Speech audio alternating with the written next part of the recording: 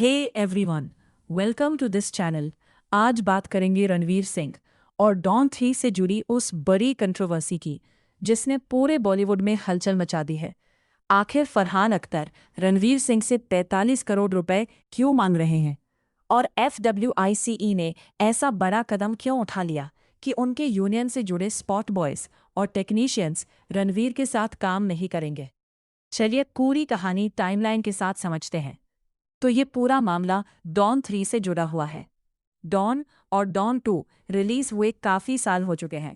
Don 2 तो 2011 में आई थी और उसके बाद से ही लोग तीसरे पार्ट का इंतज़ार कर रहे थे। बताया जाता है कि 2021 के आसपास फरहान अख्तर ने डॉन 3 बनाने का फैसला किया। सबसे पहले फिल्म लेकर वो शाहरुख खान के पास गए, लेकिन शाहरुख ने ये फिल्म करने से मना कर दिया। वजह क्या थी ये पूरी तरह साफ नहीं है, लेकिन रिपोर्ट्स के मुताबिक फिल्म का बजट काफ़ी बड़ा था और उस समय प्रोजेक्ट को लेकर बहुत अनिश्चितता थी। उस दौरान फरहान को ना तो सही हीरो मिल रहा था और ना ही इन्वेस्टर्स। कई साल तक फिल्म सिर्फ प्लानिंग स्टेज पर अटकी रही। फिर धीरे धीरे एक प्रोडक्शन हाउस इस फिल्म को सपोर्ट करने के लिए तैयार हुआ। उसके बाद 2023 में रणवीर सिंह का नाम सामने आया। हालांकि शुरुआत में यह ऑफिशियल नहीं था। इंडस्ट्री में बातें चल रही थीं कि रणवीर को डॉन 3 के लिए चुना गया है, लेकिन मेकर्स पूरी तरह अनाउंसमेंट करने में कॉन्फिडेंट नहीं थे। फिर रॉकी और रानी की रिलीज के बाद माहौल थोड़ा बदला। फिल्म को काफ़ी प्रमोशन मिला और उसके कुछ समय बाद ऑफिशियली अनाउंस कर दिया गया कि रणवीर सिंह ही नए डॉन होंगे। लेकिन इसके बाद भी चीज़ें तेज़ी से आगे नहीं बढ़ी। शूटिंग शुरू होने की बातें होती रहीं, लेकिन फिल्म लगातार डिले होती गई। अब यहाँ एक ज़रूरी बात समझनी होगी। जब कोई बड़ा एक्टर किसी फिल्म को डेट्स दे देता है, तो वह उसी टाइम पीरियड में दूसरी फिल्मों को अक्सर मना कर देता है।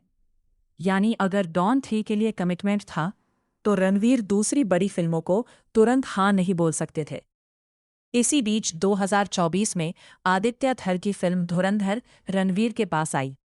क्योंकि डॉन 3 की शूटिंग आगे बढ़ रही थी, रणवीर ने अपने डेट्स उस फिल्म को दे दिए।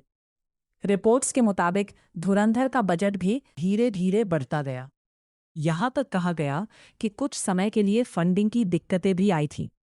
उसी दौरान यह भी चर्चा थी कि रणवीर सिंह और आदित्य धर ने खुद भी काफ़ी रिस्क लिया ताकि फिल्म रुक ना जाए। बाद में जब फिल्म रिलीज हुई तो वो बड़ी हिट साबित हुई। उसके बाद रणवीर की मार्केट वैल्यू अचानक बहुत बढ़ गई। इंडस्ट्री में फिर से लोग उनके साथ काम करने के लिए एक्साइटेड हो गए। यहीं से कहानी में नया ट्विस्ट आता है। जैसे ही रणवीर की डिमांड बढ़ी, डॉन 3 के मेकर्स ने दोबारा फिल्म को तेजी से आगे बढ़ाने की कोशिश शुरू की।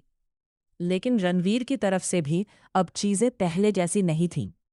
कहा गया कि उन्होंने प्रॉफिट शेयरिंग मॉडल की बात की, यानी सिर्फ फीस नहीं बल्कि फिल्म के प्रॉफिट में हिस्सा भी चाहते थे। हालांकि ये साफ नहीं है कि दोनों पक्षों के बीच फाइनल डील क्या हुई थी, लेकिन बताया जाता है कि किसी तरह का कॉन्ट्रैक्ट जरूर साइन हुआ। फिर मामला और ज्यादा बिगड़ गया।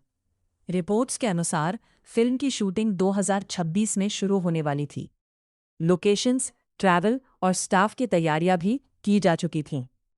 लेकिन शूट शुरू होने से करीब 3 हफ्ते पहले रणवीर सिंह ने अचानक फिल्म से पीछे हटने का फैसला लिया। कम से कम फरहान अख्तर का पक्ष यही कहता है। फरहान की टीम का दावा है कि इस अचानक फैसले की वजह से उन्हें भारी नुकसान हुआ। होटल बुकिंग्स, ट्रैवल अरेंजमेंट्स और प्रोडक्शन कॉस्ट मिलाकर लगभग 45 करोड़ रुपए का नुकसान बताया जा रहा है। इसी वजह से उन्होंने रणवीर सिंह के खिलाफ लीगल एक्शन लिया। अब अगर दूसरे एंगल से देखें तो रणवीर सिंह का पक्ष भी पूरी तरह गलत नहीं लगता, क्योंकि अगर किसी फिल्म को आपने 2023 में अनाउंस किया और 2 साल तक शूटिंग शुरू ही नहीं की, तो एक्टर भी लंबे समय तक वेट करता रहता है। इस दौरान कई दूसरे प्रोजेक्ट्स उसके हाथ से निकल सकते हैं। इंडस्ट्री में ऐसी भी बातें थीं कि धुरंधर के हिट होने से पहले डॉन 3 के मेकर्स दूसरे एक्टर्स को भी अप्रोच कर रहे थे। अगर ये सच है तो जाहिर है रणवीर की तरफ से भी नाराजगी होना स्वाभाविक है। लेकिन हाँ, अगर 2026 में रणवीर ने फाइनल डेट्स दे दी थी और आखिरी समय पर फिल्म छोड़ी, तो इससे मेकर्स को नुकसान हुआ होगा। यही वजह है कि अभी ये मामला काफ़ी कॉम्प्लिकेटेड बन गया है। अब बात करते हैं FWICE की। जिन लोगों को नहीं पता, FWICE एक इंडस्ट्री फेडरेशन है जो technicians, junior artists, dancers, lightman और कई यूनियंस को रिप्रेजेंट करता है। फरहान अख्तर की टीम वहां पहुंची और उन्होंने अपने नुकसान से जुड़े डॉक्यूमेंट्स और बिल्स दिखाए। इसके बाद FWICE ने रणवीर सिंह को बुलाकर उनका पक्ष सुनना चाहा। बताया गया कि रणवीर को कई बार नोटिस भेजे गए, लेकिन वो खुद वहां नहीं पहुंचे। बाद में उनकी टीम की तरफ से मैसेज आया कि यह मामला FWICE के अधिकार क्षेत्र में नहीं आता, इसलिए रणवीर पर्सनली नहीं आएंगे। हालांकि उनकी टीम का कोई प्रतिनिधि बात करने के लिए तैयार था, लेकिन ऐसा लगता है कि FWICE सीधे रणवीर से ही जवाब चाहती थी। यही से मामला और ज्यादा पर्सनल होता दिखाई दिया। सोशल मीडिया पर लोगों ने कहना शुरू कर दिया कि यह सिर्फ लीगल मामला नहीं रहा, बल्कि ईगो क्लैश भी बन गया है। क्योंकि अगर किसी एक्टर की लीगल टीम उसे सलाह दे रही है कि कोर्ट में स्टेटमेंट देने से पहले किसी और प्लेटफॉर्म पर ज्यादा बात ना करे, तो वो एक सामान्य स्ट्रेटजी भी हो सकती है। कई लोग यह भी कह रहे हैं कि 45 करोड़ जैसी बड़ी रकम का मामला है, इसलिए रणवीर की टीम हर कदम बहुत सोच समझकर उठा रही होगी। दूसरी तरफ फरहान अख्तर और प्रोड्यूसर्स का कहना है कि अगर आखिरी समय पर फिल्म छोड़ी जाती है तो नुकसान तो होगा ही।